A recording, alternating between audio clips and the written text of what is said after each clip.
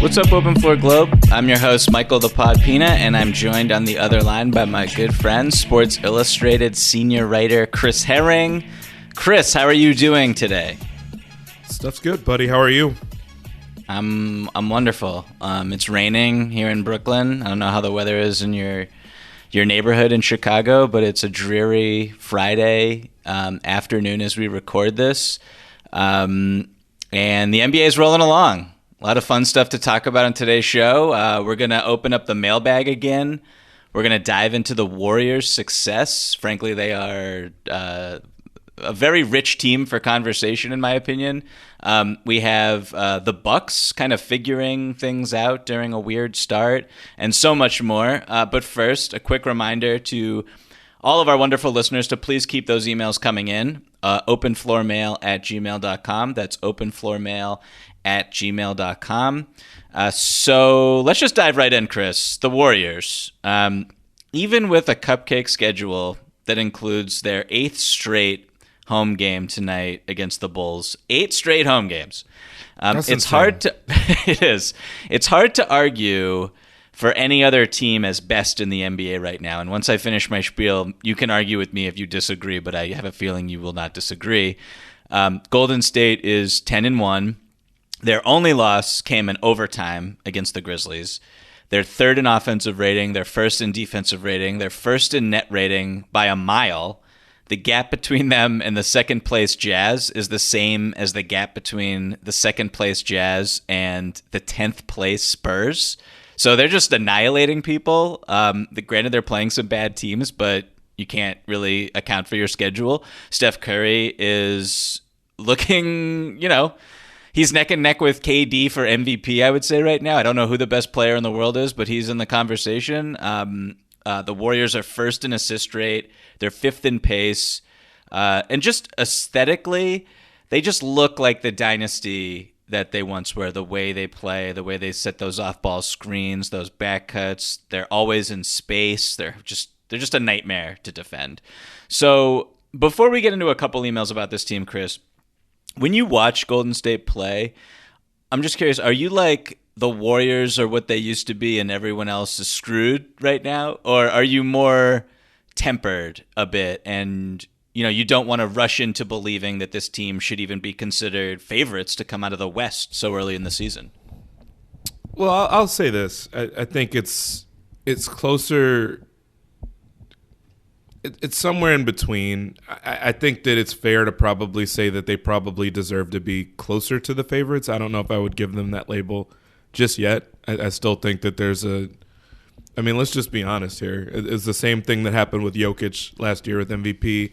I think people tend to shy away from things that might be perceived as boring in the NBA. And I think Utah probably fits that to a T to a lot of people, even though they have Donovan Mitchell. The idea that Rudy Gobert is an annual name that comes up in MVP conversations that people groan when you bring up his name, I think that speaks to the fact that people aren't overly enthused. I also think it's something about Utah and the idea of it being a smaller place and whatever you think of the place, the state. So I think Golden State obviously is kind of like the counter to that. They're very flashy. They're very fun. They have the greatest shooter of all time. They play up and down. They've got a dude how tall is Gary Payton II? 6'4", whatever he is. A dude. I don't know, but his vertical leap is like 65 inches. Right. So you add that to it.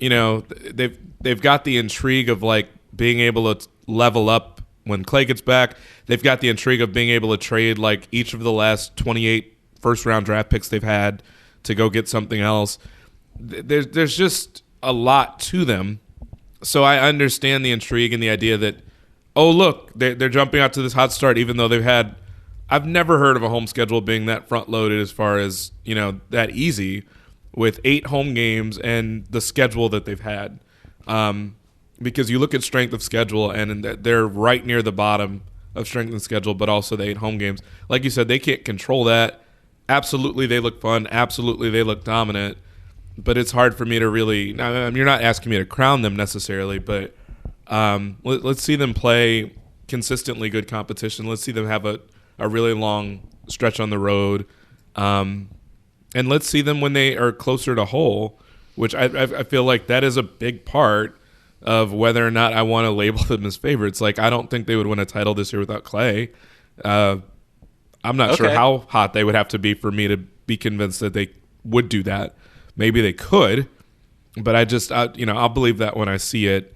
Maybe that's more of just a perception in my mind than anything else. They've built the team really well around Steph, but I feel like there's like 2 or 3 leaps I've got to make to be all the way convinced. I get it that they, when they've got a record that is games better than everybody else, they probably are going to be favored. We've seen them win a title before with this player as the best player on the team, with Draymond as part of that course. So I get the idea that they'll be labeled as favorites, and I think that they've shown that they deserve it just based on the fact that nobody else has looked as impressive, but they haven't been asked to do too much yet. And I think the expectations were a lot lower than what they've done so far, so they've exceeded them so ridiculously that I think this is kind of the new normal, is that they're going to be viewed as favorites for a while.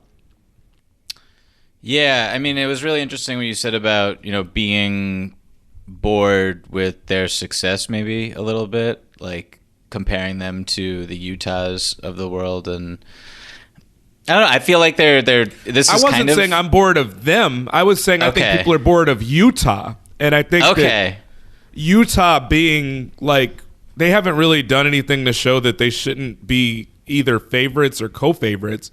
Utah was passed over to begin with for the Lakers in the sports books, which made no sense ever. So that's what I'm saying, is that I think Utah, unless Utah had the record that Golden State had right now, people were already kind of looking, okay, so the Lakers suck. That's strong. The Lakers aren't good. And so, look, Golden State is really good, and like Golden State's more fun than Utah. Like Utah, I don't know how good Utah would have to be favored over everybody else, just point blank. And I'm saying I don't know if there is a level that they could be at where that would be the case. So I think they're too boring for the average person to say that's my favorite, or that's the team I think will win the whole thing. I don't even know how many people sit and really watch them consistently. So I'm saying I think Golden State is a slight beneficiary of that. But also, if you say that Golden State's your favorite, you'd be well within your right to say it because they have looked dominant. That's what I was saying. Not that Golden State is boring. Okay. Golden State's not boring at all. I'm just checking. I was entertained personally last night when I saw Miles Turner and Rudy Gobert go at it. I don't know if you caught that one. I wasn't. That was one of the ugliest fights of all time. And I was upset because it was actually like there was a chance Utah, I know we're getting sidetracked here, but there was a chance that Utah could have come back and won that game. And then Donovan Mitchell gets ejected. I was like, what's going on here? Like, why are 3 Utah Jazz players getting ejected? This makes absolutely They were more no sense. aggressive about the fight than Gobert was. Him and Ingles, I mean, that was the weird thing. That whole thing was so weird, and it was frustrating, and it was really weird. I'm always very weirded out. And this has been a thing lately. I don't know if it's always been like this. It feels like lately, and I don't want to sidetrack us too much, you're right, but the idea of coaches keeping their guys in for until the last minute of the game now when teams are up by 18, 15. Mm-hmm. I get the idea of scoring and comebacks being faster now with threes and how hot teams can get. But these 16 and 17 point leads where even the announcers kind of have this extra edge in their voice where they're amped. And that was certainly the case last night watching Utah. Mm-hmm. It's just very weird that that game was not close in the last minute, but you would have thought it was by the way that they were. It was like the announcers had all the adrenaline going from the fight still. And as soon as Gobert and Mitchell were out, you figured the game was probably over, even if they got a stray basket here or there. But anyway, neither here nor there. So I'm gonna drag us back. Thank you. I watched Warriors Timberwolves, the Andrew Wiggins just dunk fest. What did he start 10 for 10 from the floor? Just ridiculous revenge game for him. But what you just said kind of reminded me of the end of that game where the Warriors had all their starters, minus Draymond, who was hurt at the end of the game, and it was kind of like a blowout, and it was a blowout pretty much the whole game. It feels like a league-wide thing this year. I don't know why. Yeah, and I'm not gonna go on another tangent here. Okay, we're gonna stay put on the Golden State Warriors. Okay, so when I look at this team, I think about something that Steve Kerr said, and maybe he wasn't being 100% forthright with it or honest about it, but right before they acquired Kevin Durant, he was like, we need someone who we can just like throw the ball to, someone who can just get us a bucket from the mid-range, who, when the opponent is just switching everything in a playoff series, can just get in their bag, pull up, get to the rim, do whatever they got to do with force. They obviously don't have KD anymore. I don't think Wiggins is that guy. And when I look at this team, they're pummeling inferior competition, I would say. So I'm not getting too hyped personally about them. But I do wonder, you look at their shot chart and their shot frequency, and they're just basically they've abandoned the mid-range. And I'm not saying that they can't win a title without any offense from the mid-range, any action in that part of the court, but we have seen, and this was particularly pronounced last year in the playoffs, teams that can attack in the mid-range have a significant advantage in crunch time of a playoff game. That's just kind of what it is. So I look at this team and I'm like, who is going to be that guy for them? And that's just we're very early in the season. I understand that. And Clay can get to the pull-up a little bit. He's not like an independent shot creator like that, of course. And this kind of leads me into our first email, which is about basically like how this team, like as currently constructed, they've had so much success, obviously, with the numbers that I've outlined, but there's also pieces who are not contributing. James Wiseman, Kuminga, Moody, there's draft picks, obviously, that can be traded and can be traded for players. Those guys aren't making absolutely nothing with salary, so it can be traded for impact players. So we have an email from longtime scribe with the Open Floor Globe, Thaddeus, who wrote an email that was roughly the first 20, 25 pages of the dictionary that I've whittled down into this paragraph. Thank you, Thaddeus. You were just an icon in my life. So Thaddeus writes, Steph isn't typically the guy to complain, but isn't this the time to go for it? Wiseman, Kuminga, and Looney get you to $20 million, and that gets you some potential very good players while also keeping Wiggins, who has filled the role they envisioned perfectly on the wing. Some guys in that salary range on bad teams: Malcolm Brogdon, Miles Turner, Jeremy Grant, Harrison Barnes, Eric Gordon, Derek White, DeJounte Murray, Christian Wood. Do you see any potential moves for a guy to put the Warriors in a better position to win now? What about adding a bit more for a younger guy like Wood or Murray that still positions them for a longer window?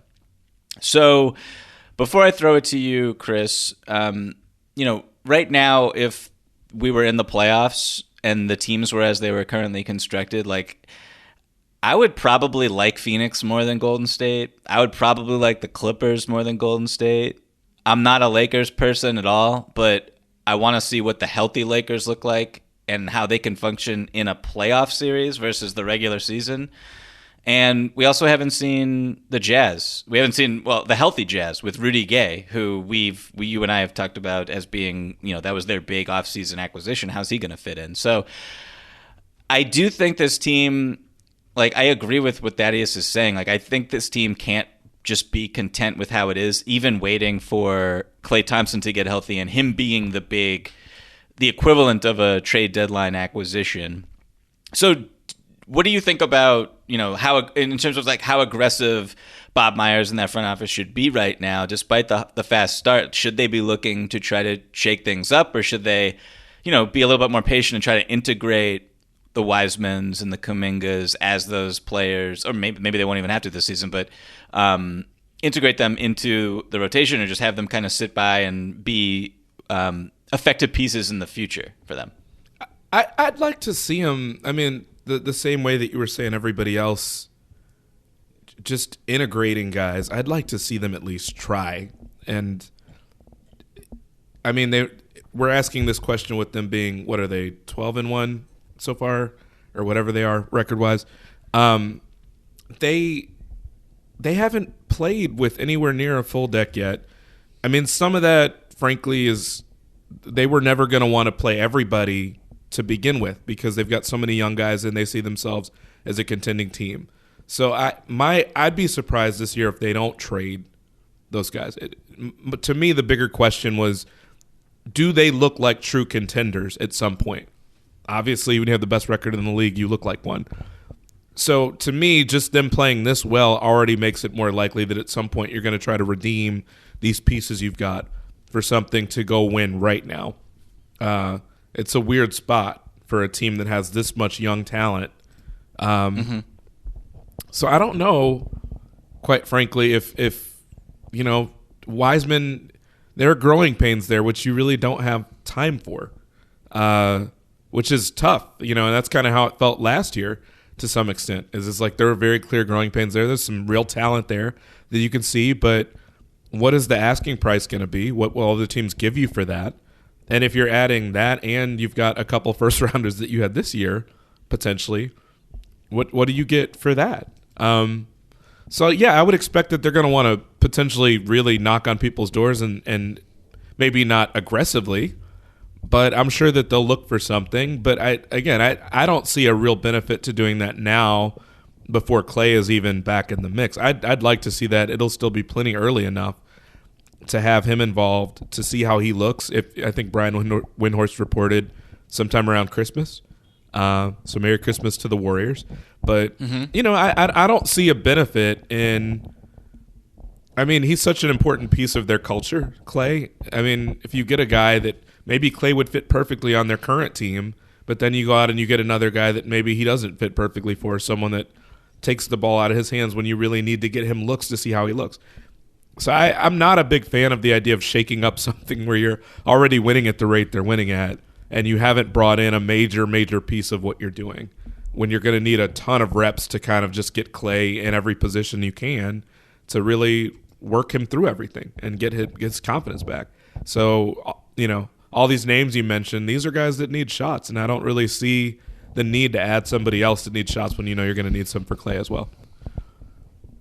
So I like where Thaddeus' head is at, and some of these players, you're right, some of them some are better fits than others, absolutely.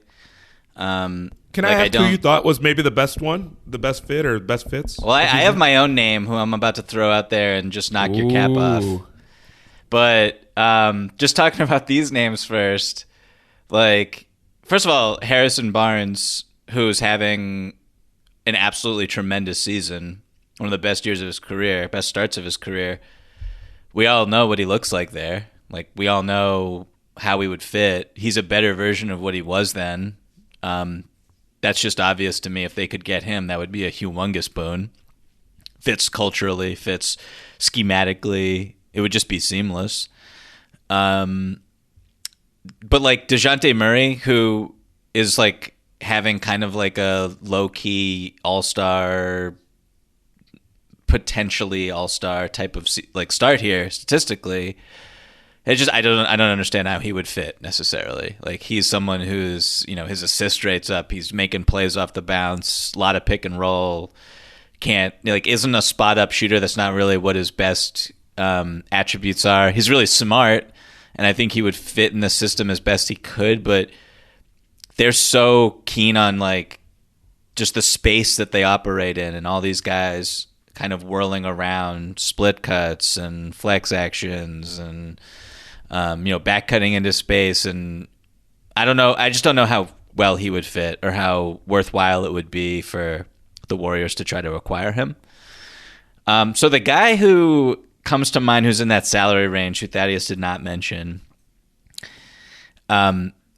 is Domantas Sabonis. And I think he would be an unbelievable fit in Golden State. I think that, defensively, I think he's a little, I don't know. I don't know what people think of him defensively. I think he's okay. I do. Oh, there's hatred. There's criticism. There's hateration in this dancery. There is. There is. Sorry. Well, I don't think much of him defensively at all. He plays next to Miles Turner, and there are times where I feel quite bad for Miles. We'll get a chance to see once Miles. If Miles gets suspended, we'll get a chance to see. Okay, that's fair. I think he's okay, and I think that you can cover up for some of his issues. You can with that team and with that roster. He's playing next to Draymond Green. He'll be fine. Yeah. Yeah. And then offensively, he's just like a brilliant offensive player, like with the ball. He doesn't if you use him the right way, he can give you an element that you just don't have right now. Like that guy who I was saying at the top, you throw him the ball in a playoff series, he'll draw two, or he'll get to the free throw line in the post. He just demands attention like that. So he can make plays in the short roll. Every once and again, I have those, Chris. Every once and again. Dude, but I didn't get real excited about any of these names. Like you said, Harrison Barnes would be an automatic fit, I think. But, Indiana has needed... There's two teams that... They got to shake it up. Shake it up, yeah, Indy. there are two teams in this league that haven't shaken stuff up. And, I so badly want them to be a barista this year. Portland and Indiana is a close... I won't say a close second because Portland been needed to shake things up for a while. Yes. Especially with how close they are to Starbucks country with Seattle and everything. So them, and then there's certainly Indiana with the Miles Turner... Domantas Sabonis thing. And look, I think teams are probably more keen on the idea of Sabonis. He's, I've said this about Miles for years. His numbers are as static, and I wrote a story on this last year. His numbers are as static as anyone in the league. Every year he's going to average 13 and 7, 13 and a half and 7, 2.5, 3 blocks. Very good player.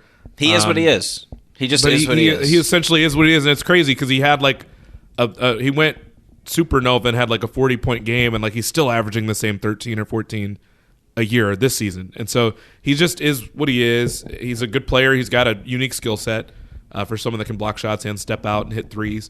So, and he's grown a little bit in certain spots, but he is the player that he is, and that's fine. Sabonis is more of he's not a traditional big, but he can do so much stuff, and the passing fits in perfectly with Golden State.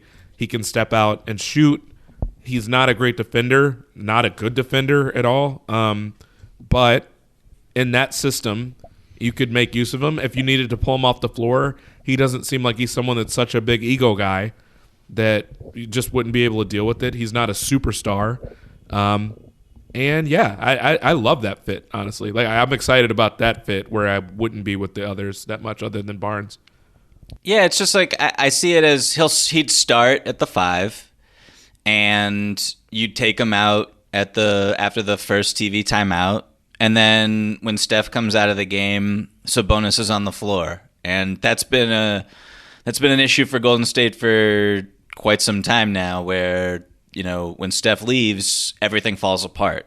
And so if you're trying to alleviate a lot of the offensive strain from Curry's plate, adding someone like Sabonis just makes a lot of sense to me, because that's a guy who you can run a pretty solid offense around, and I think he would really pick up on setting the screens, making the passes, making the reads that are so critical to how that offense functions. And again, if you look at the Pacers, I'm just why I know Sabonis is quote unquote their franchise player, right?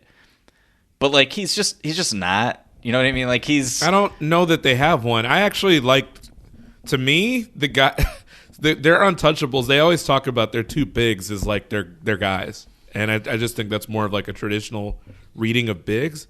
But they have Brogdon, who's been a borderline all-star. They have LeVert, who is a really nice young player who can't stay healthy, but is a really, really nice player. And they've got this bevy of other guys that just haven't been able to stay healthy. There's been Lamb. TJ Warren. There's been TJ Warren, who was coming off the craziest bubble experience known to man. So to me, it's kind of I'm more intrigued by that once they can get those guys healthy and consistent than I am by somebody that you have to pull off the floor sometimes because he doesn't play well with the other guy that, not that they don't play well, but they're not special together, him and Turner. Offensively, they've been atrocious, just for the record. Right. And this season and last season. defensively, it's like you're having to cover for Sabonis, and you wonder if just having Miles Turner, having him have reign of just the paint and everything else, if they'd be better with just him out there. But Turner's not a franchise guy either. So to me, if you unloaded that whole treasure chest of goods that you have from the Warriors and said, we'll give this to you if we could have Sabonis, maybe it's too much, at that point. But like the Pacers, for a team that haven't they like not had a top 10 draft pick in like 40 years, or maybe just one? Like even Paul George was not. They never have. I mean, it's like them and the Jazz essentially never tank. They just don't believe in it, and it doesn't happen. So they never get top picks. This would be your opportunity to get a bunch of guys that essentially were that, or I guess not all of them, but just you could get a couple guys like that, and you could kind of just hit refresh, and you've got other guys on your team that are young enough, not crazy. I don't know.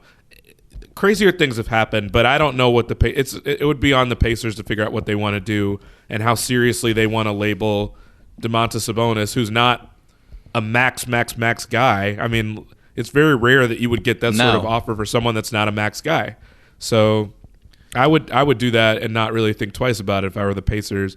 It would be weird because you have a lot of guys that probably are ready to win right now, but you're a fringe playoff team, and it's like if you're not going to move out of that stable, what are you doing? Yeah, like Sabonis is, I'll call him like a low tier all-star. Like if he doesn't make the all-star team this season, no one's going to blink an eye. No one's going to be shocked. If he does, that's great. Very, like he's a quality player. Just not even close to someone who can be the best player, or maybe even the second best player on a championship team. And that's fine. That's like a really high bar. But if you're the Pacers, it's like, yeah, Wiseman, fresh start, number 2 overall pick talent. Kuminga was top 5 on Draft Express for all of last season, really. So top 5 talent, you could say.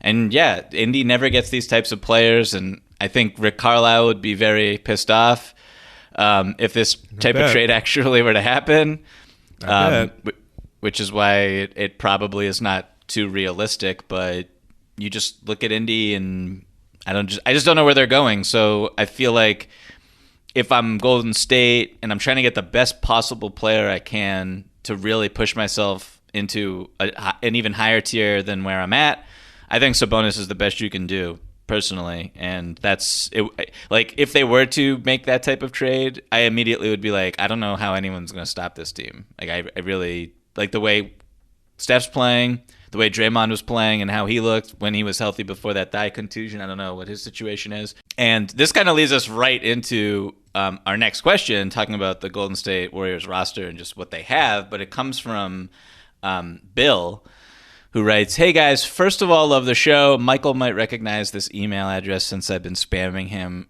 random basketball questions over the past year. Shout out to you, Bill. Keep those questions coming. Anyway, what do you all expect from Klay when he returns? I was lower than most on the Warriors coming into the season and have been proven completely wrong by them, but I'm still skeptical as to how much Klay can really help and elevate this team when he returns in a month or two. This might be overly cynical, but I really don't expect him to be much more than a spot-up shooter, albeit the best in the world at that, for most of this season. Although he could round into better form come the playoffs. I think it's much more realistic to expect an actually impactful Klay next year, but I'd love to know your thoughts on it. Again, keep up the great work, guys. I'll be spamming more of this mailbag instead of just Michael's personal email from now on. Thank you, Bill. Wonderful question. Again, keep all the emails coming in. openfloormail@gmail.com. That's openfloormail@gmail.com. We've talked about Klay a little bit over the past few months, Chris. Just, I guess, like in the context of, okay, this is how the Warriors are looking right now without Klay. What can Klay do when he returns that you think can be beneficial to them? Assuming that, I think it's fair to assume he's not just going to look like he did last we saw him on a basketball court. I mean, if you remember the last time, and this is going back, so I barely remember it, even the play he got hurt on, he was like a man on fire in those finals. And was doing a lot more. I mean, like that was, if I remember correctly, that was like on a play in transition that he got hurt, where he was trying to throw one down. Yeah.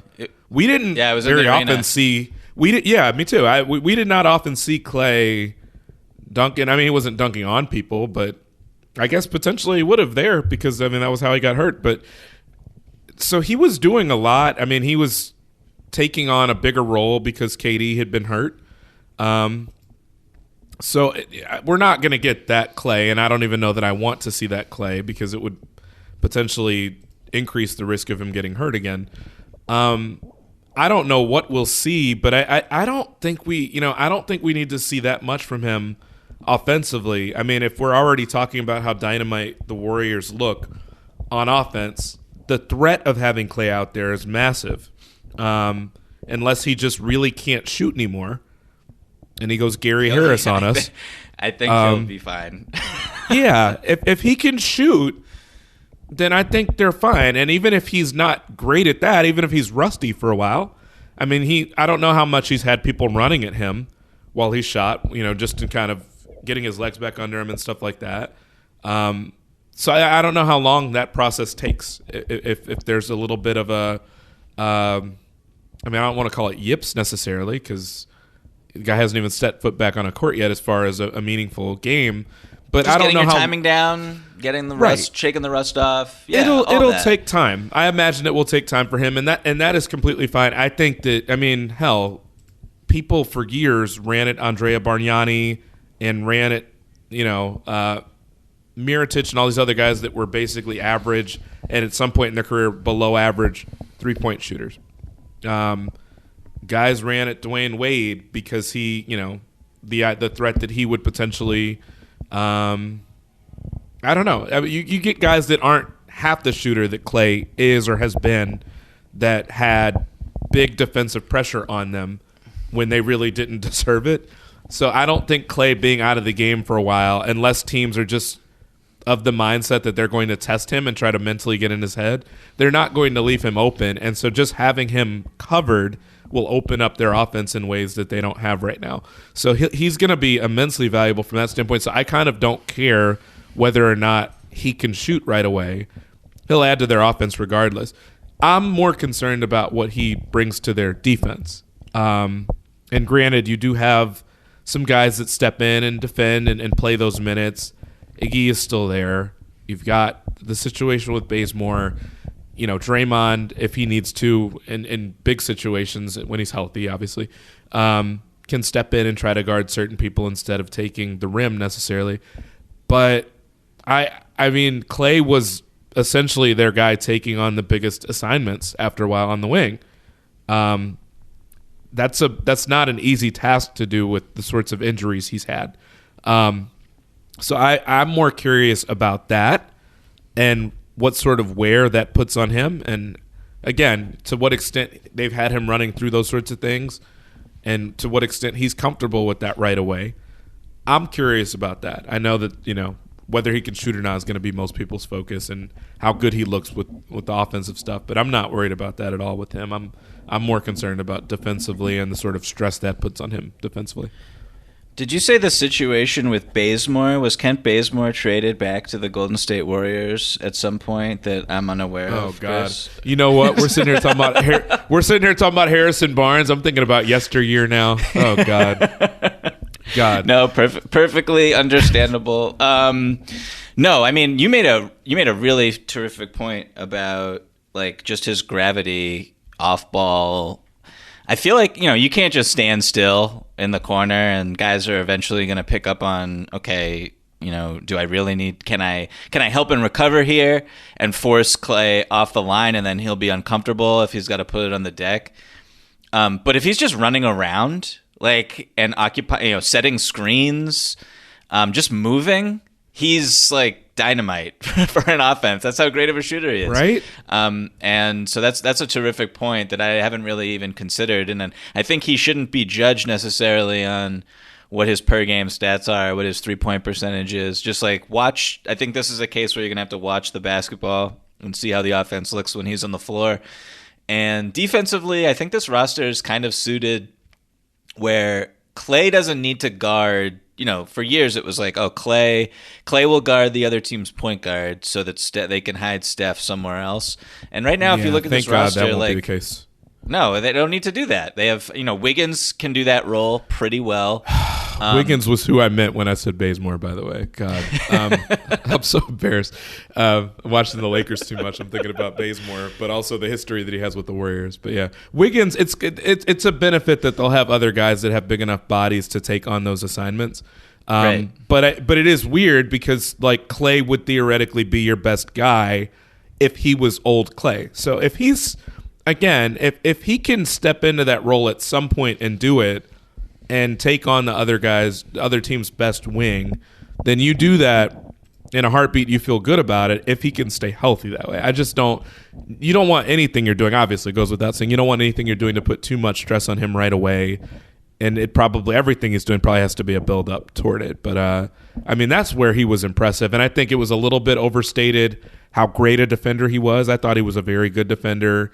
I think there's maybe one year in there where he could have been all league defense, but if he's good from that standpoint and anywhere near what he was before defensively, that takes him to another level without even taking into account what he does on offense, and that's scary as hell.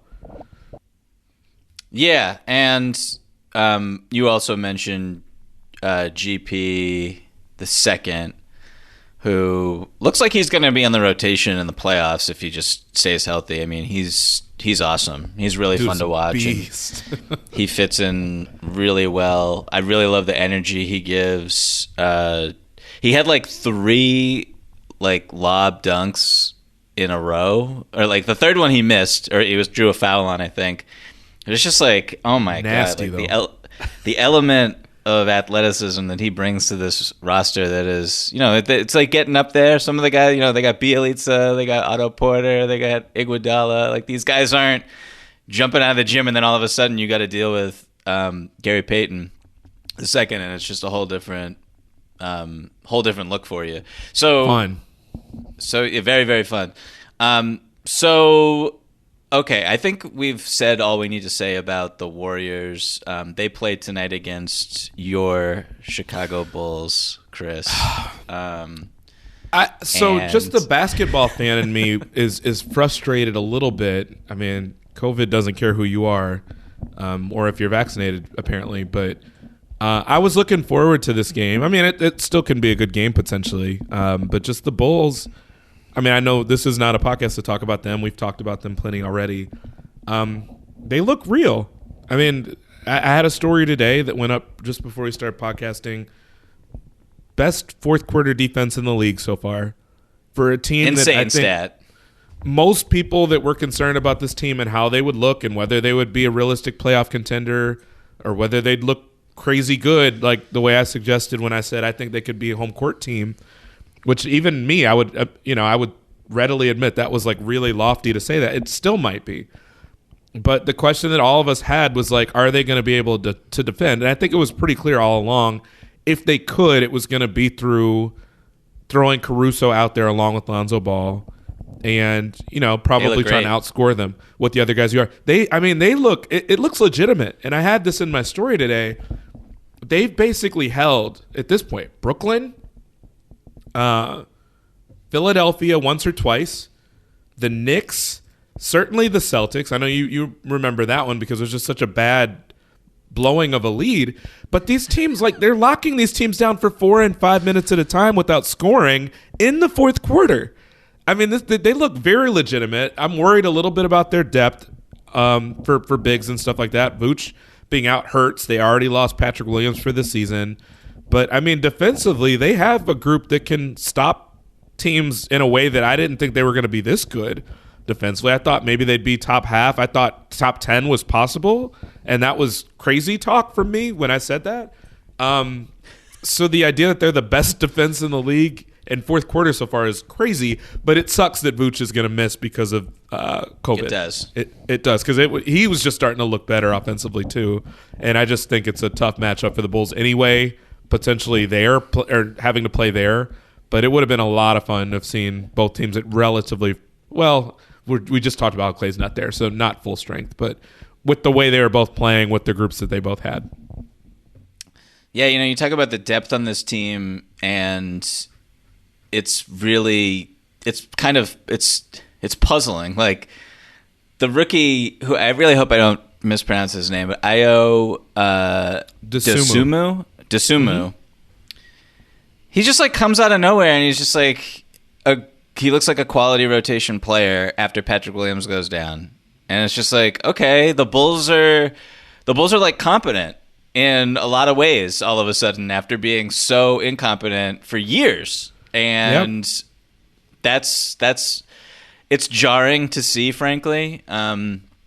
But all of their pieces, everything's just coalescing. Like DeMar DeRozan, we've been vindicated so far, and I think it'll carry through. But what is he, like fourth in the entire NBA in scoring? Like, looks pretty good. First and fourth quarter scoring, I think, too. Am I mixing that up? I think he's first and fourth quarter scoring. We'll just say it. We'll make it true. It's okay. You can say what you want on this podcast. It's going to be true either way. Okay, Chris? But no, yeah, like I could say Bazemore for the Warriors, and that could be true. Exactly, as well. Yeah. Oh my god. But yeah, Chicago. I know we're not supposed to. That was not on the plan to talk about them, but they are. I don't know. I mean, they are on track to make the playoffs, not just as a play-in team. They're on track to make the playoffs, and tied for their entire just like on court.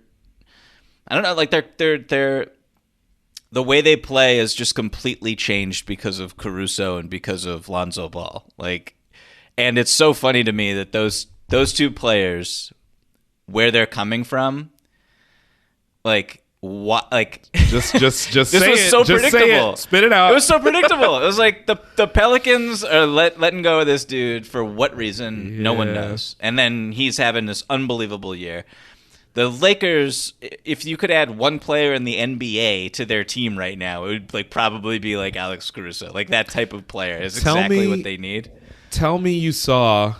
Shout out to Old Man in 3. Is that what it's called? JJ Redick's podcast. JJ Redick's podcast. Yes. Yeah. Did you see the clip that was going pretty viral, at least in Lakerland, the other day? That he sat down with Caruso via Zoom and asked him essentially what happened in your free agency talks, and Caruso was like, well, we started with the Lakers, but they were just as kind of more or less disinterested as everybody else. See what you can get. He asked for one number. Well, first of all, the Bulls came calling, and then they went and got Lonzo, and then his agent and he both thought that was it because they had spent so much on Lonzo, didn't think the cap was there to sign him.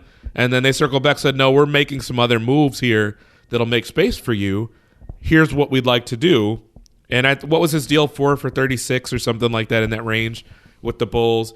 And so then, Caruso's first instinct, as anybody's would be that loves the team that they're with, was to call the Lakers and notify them and say, hey, this is what they're offering me. Can you kind of be in the ballpark? No, was what he said, that they told him. And so then, probably take a little bit of a blow to the ego, and then you call back the Lakers and say, can you make this work? I understand you can't do that. Can you do this? Less. Pay me less. No. I'm willing to take a pay cut. And here was the crazy thing about the podcast, and again, shout out to them for getting Caruso to open up. And it was a brilliantly phrased question by JJ Redick. He said, blink once if it was under this number and blink twice if it was over this number, what the Lakers offer for you was. And he said, 2 for 15. And keep in mind, Caruso got 4 for 36, I think, so $9 million a year.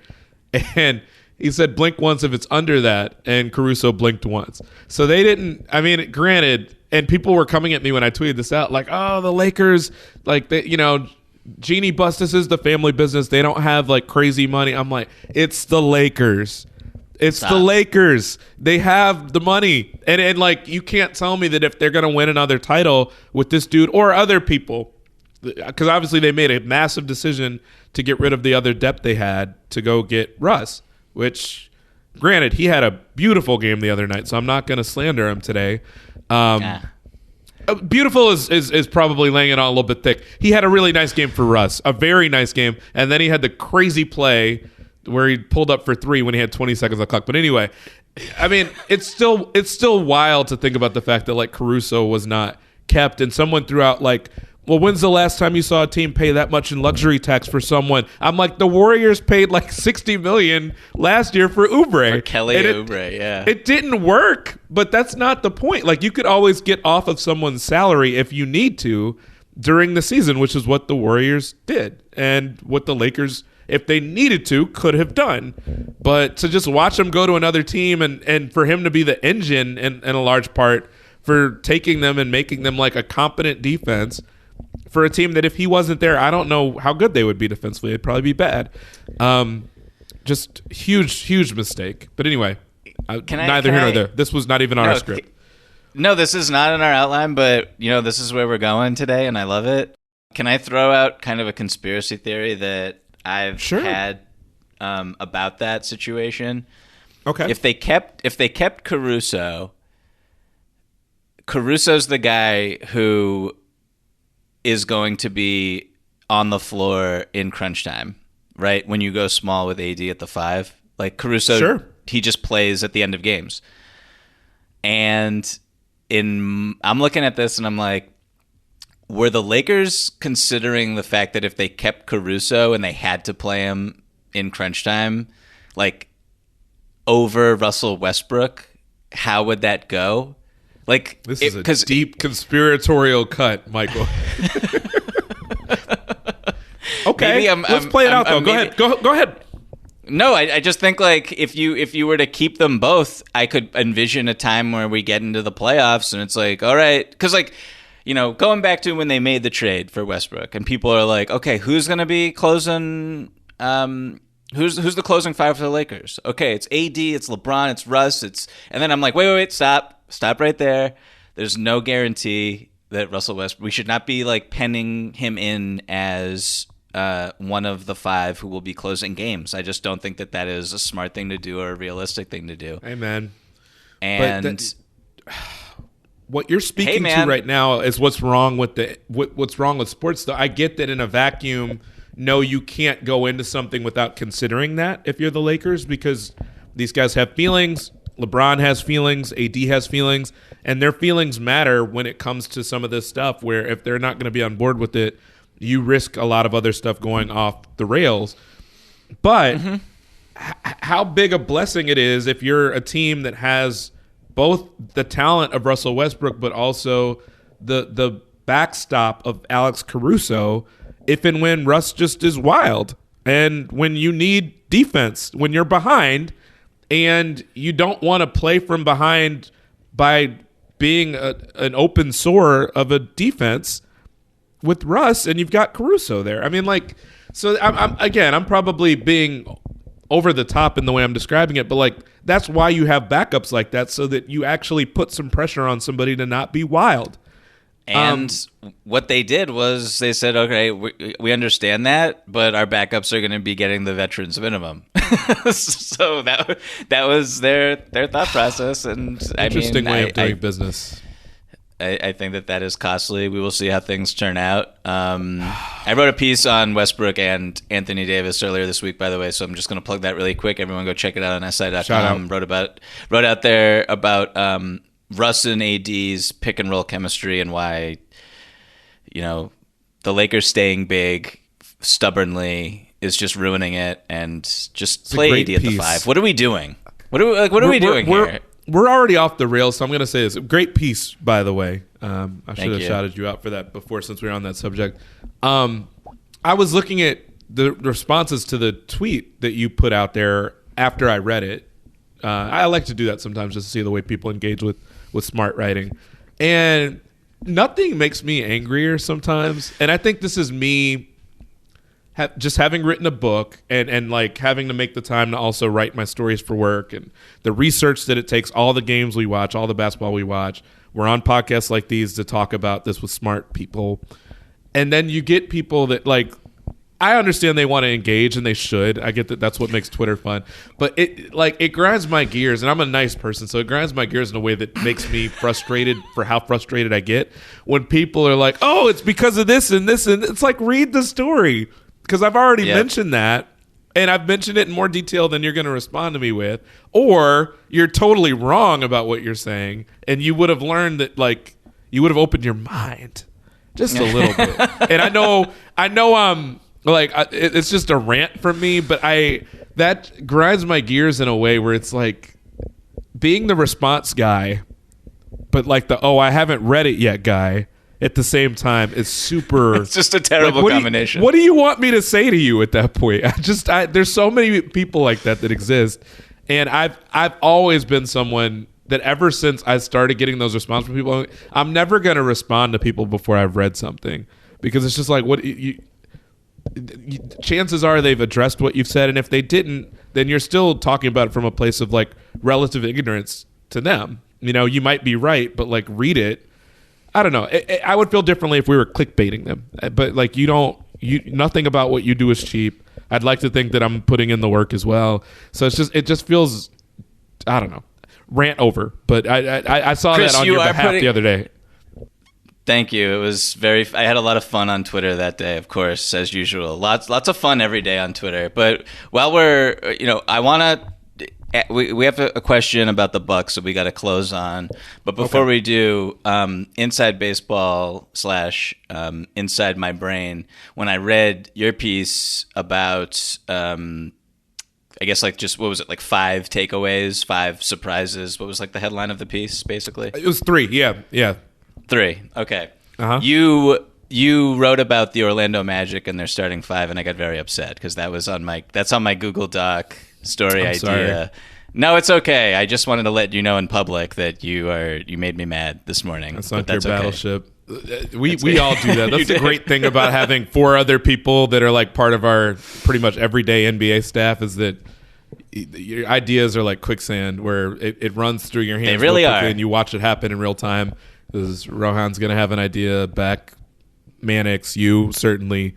And there've been any number of times where you've done that even before we were teammates, by the way. So I don't feel bad anymore, because you've done this to me so many times that I was at 538. You've done this while you were writing for 538 before. So like, I don't feel bad. I'm not apologizing. I'm not saying sorry. Okay, beautiful. Well, let's mosey on. We'll close on this email. It comes in from Trevor. It's about the Bucks. He writes, "Hey fellas, big fan of all of your individual and collective works, and have listened to nearly every episode you've released for the past 3 years. With the Bucks having just visited the White House to cap off their championship tour, I now am faced with the fact that we have been playing pretty ugly basketball for the first 10 games of the season. Obviously, we are riddled with injuries, but even so, seeing a start like this has made me feel pretty blah about the team, and makes me wary that 1 or 2 injuries later in the season could totally derail any chance of another championship push. With the NBA completely wide open this year, what moves, if any, would you suggest the Bucks make to ensure a more stable and robust roster come spring? Cheers, and keep up the great work." Thank you so much, Trevor. That's a wonderful email. I'm going to go first here, Chris, because I feel like we're on the same page here. I can't say for sure, but my thoughts about the Bucks are just like, wake me when it's like, I don't even know, February. Mm-hmm. Like, they're just not healthy. Like, Chris Middleton's not like one of their best players. Like the key player who is so integral to their winning the championship is like barely played this season. Chris Middleton. Giannis looks great. So if like Giannis was stinking and he didn't look right, then maybe I'd be concerned. But his passing has gone up a notch. I got to go to the White House, and the night before they played the Wizards, like second play of the game, he had this like chase down pin block on, I think it was Daniel Gafford, or maybe I forget who it was, but it was just like seeing him in person. I have not seen him in person in like 3-4 years, maybe 3 years at least. Has it been that long? Wow.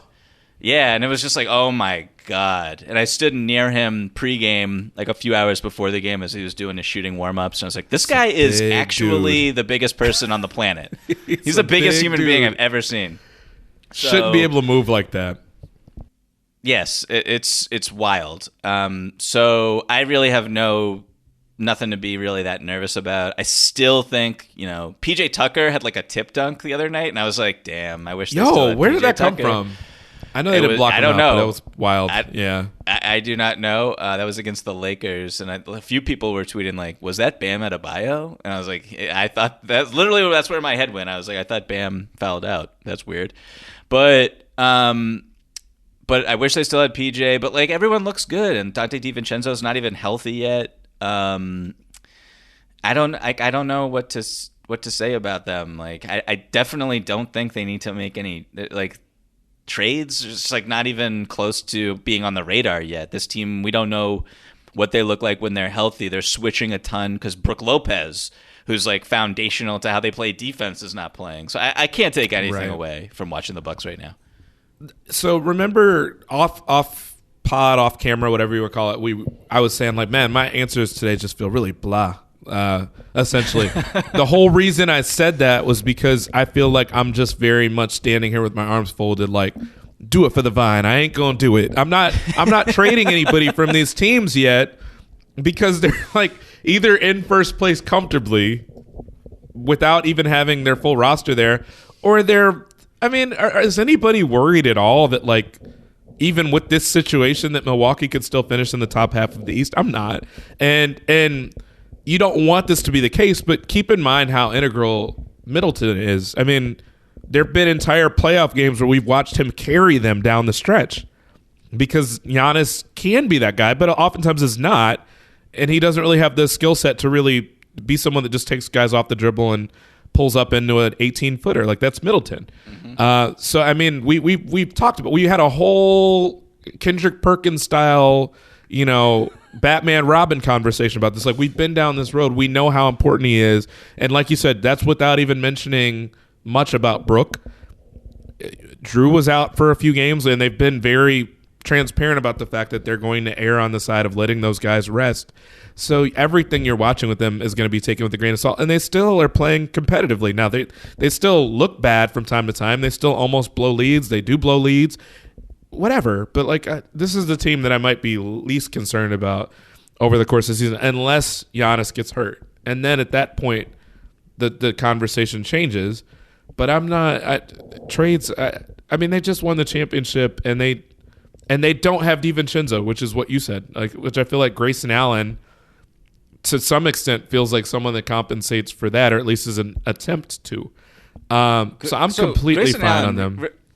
I have a little bit of trivia for you. Sure. Grayson Allen, can you guess how many threes he's attempting per game?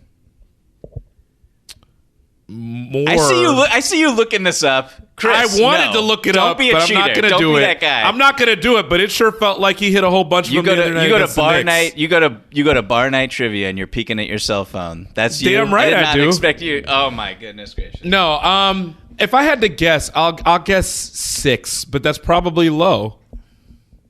He's attempting 8.8 threes per game, and he's making 41.9% of them. Right. So I mean, what are we concerned about? Like, this is someone that another dude you just have once DiVincenzo's back, which, by the way, DiVincenzo is not even someone that has to do a whole lot for you offensively, but the same way we're talking about Caruso for the Bulls, guess who does that for the Bucks? I'm not worried. We ain't got no worries. We ain't got no problems. We're good. No. Not we, because I don't give a damn about the Bucks, but like I don't give a damn about the Bulls either, anybody, but like there aren't concerns yet. There's a lot of craziness. I know that if we're really hyped about the way the Warriors look and the way the Wizards look, that, by contrast, we're going to be really worried about the way the Lakers look. The Lakers stuff is legitimate as far as concerns because you've already got LeBron out. It's an older team. I don't have those concerns about the Bucks, though. I just don't. I can't. I think that, again, we're on the same page here. Bucks are going to be fine. And my last point, it's so funny to me how basically everybody in the league is complaining about drawing fouls and getting to the free throw line and everything. It's like Giannis is not having that problem. And it's you mean he wasn't bluffing when he was trying to get to the line? He wasn't just making it up? No, this dude is just, he just rumbles in there and there's nothing anyone can do. And it's not like he's even averaging a career high in free throw attempts or anything like that. But there is no significant drop. There is no impact. The rule changes are having no impact on Giannis. he's on pace to potentially win his third MVP. Just an absolute ridiculous player. I'm still mad that you almost caught me. That you caught me trying to look up Grayson's numbers. I'm so mad. I was trying to do it on the sly. Yeah, no, absolutely not. I got my eyes on your eyes. That's why we do the video calls. I'm going without video next time, man. I got to be able to look up my stats in peace. All right, I think that should cover it for today's show. Thank you so much to everyone for listening, for subscribing. Please keep the emails coming in. openfloormail@gmail.com. That's openfloormail@gmail.com. Everybody, please stay safe. Everybody, please continue to enjoy the NBA season. Whoa.